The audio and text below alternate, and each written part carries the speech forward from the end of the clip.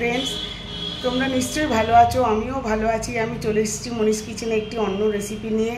বড়ি দিয়ে বিনস দিয়ে একটি রান্না, দেখতে থাকো, আশা করি ভালোই লাগবে।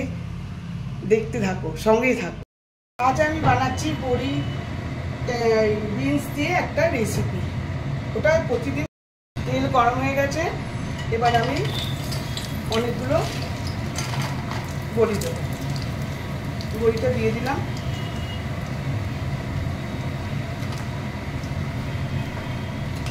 বড়িটা আমি এই তেলে লাল করে ভাজবো। লাল করে ভাজা হয়ে গেছে, গ্যাসটা অফ করে দিলাম। তার বড়িগুলো তুলে নেব। গরম জলটা এর মধ্যে দিয়ে দিলাম। জলটা এখন ফুটবে, ফুটন্ত জলই আর একটু ফুটবে। এর মধ্যে আমি রসুন দেব, দুটো টমেটো দেব, গোটা কত রসুন দিলাম, আর শুকনো লঙ্কা দেব,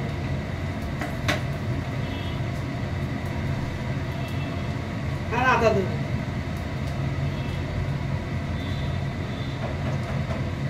এগুলো এখন সেদ্ধ হবে। আমি এগুলো ঢাকা দিয়ে দিলাম। এদিকে এটা সেদ্ধ হচ্ছে, আর এদিকে আমি গ্যাসে বসিয়ে দিলাম একটা কড়াই। তার মধ্যে আমি তেল দিয়েছি, তেলটা গরম হোক। ওই যে বড়ি ভাজার তেলটা রয়েছে সেটা একটু গরম করছি।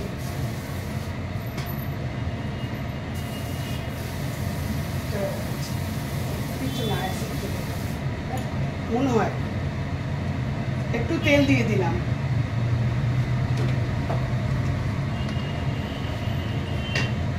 তেলটা গরম হোক।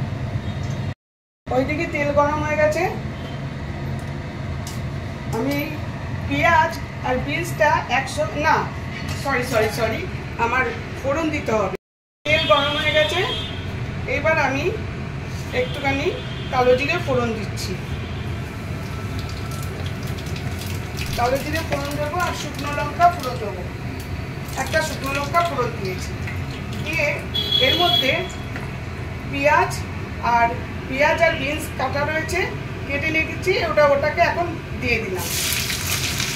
একসঙ্গেই দিয়ে দেবো, আলাদা আলাদা করে ব্যাপার নেই এটা করতে। এবার এটাকে ভালো করে ভাজতে হবে। এর মধ্যে আমি লঙ্কার গুঁড়ো আর হলুদ গুঁড়ো দিয়ে দিলাম।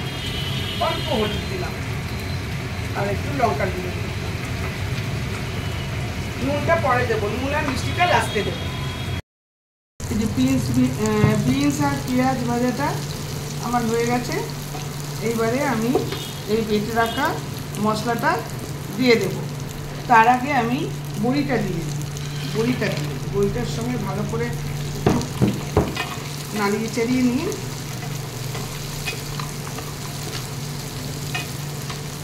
সুন্দর নাড়িয়ে চাড়িয়ে নিলাম। এই রেসিপিটা রুটি দিয়েও খেতে পারো, ভাত দিয়ে তো চলবেই। আর একটু ডাল, একটু গন্ধরাজ দেবে, খুব ফাটাফাটি হবে। এইবারে আমি বাটা মশলাটা দিয়ে দেব।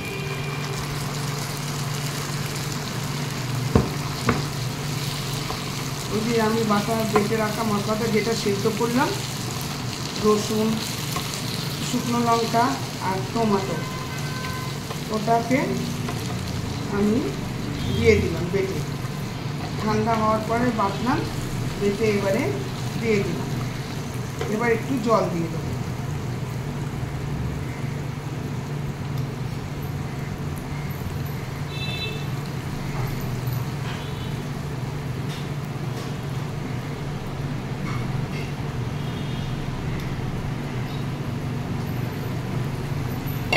ওই বেটেছি যেটা বাটিতে অনেক মশলা লেগেছিল, ওটা ধোয়াই জলটা দিয়ে দিলাম।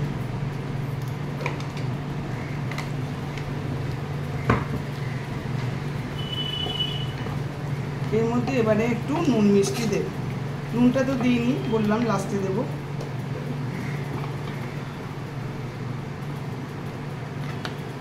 ও আদা বাটাটা দিতে আমি আবার ভুলে গেছি, এই একটুখানি আদা বাটা দিয়ে, আদাটা সেদ্ধ করে বেটেছি, ওটা একটু কম ছিল পরিমাণে, তাই জন্য একটু আদা বাটা দিয়ে দিলাম। এবারে আমি নুন মিষ্টি দিয়ে দেবো।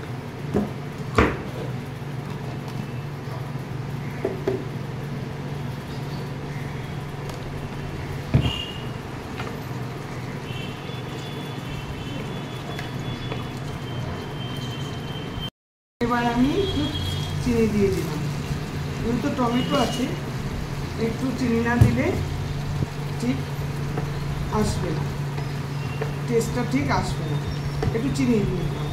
আমি আর একটুখানি জল দিই, আর একটু জল দিয়ে এবার একটুখানি রেখে দেব, স্ট্যান্ডিং টাইমে রেখে দেব।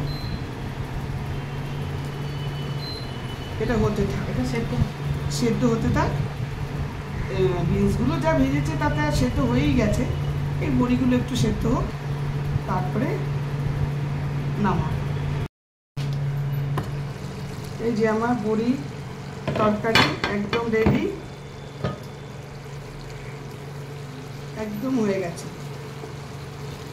বড়িগুলো একদম মাখাতে পারি কিন্তু মাখাবো না, এরকম একটু শক্ত শক্ত থাকলে ভালো লাগবে। এই রান্না একদম শেষ, সুন্দর হয়ে গেছে। এর উপরে আমি একটু সর্ষের তেল দিয়ে দিচ্ছি, কাঁচা সর্ষের তেল দিয়ে দিলাম, আর কটা কাঁচা লঙ্কা দিয়ে দেবো।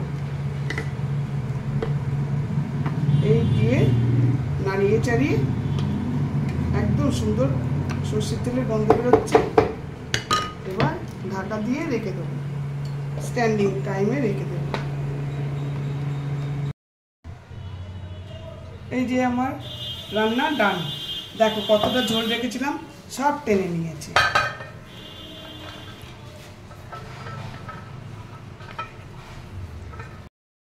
দেখো ফ্রেন্ডস, এগুলো সব তৈরি হয়ে গেছে।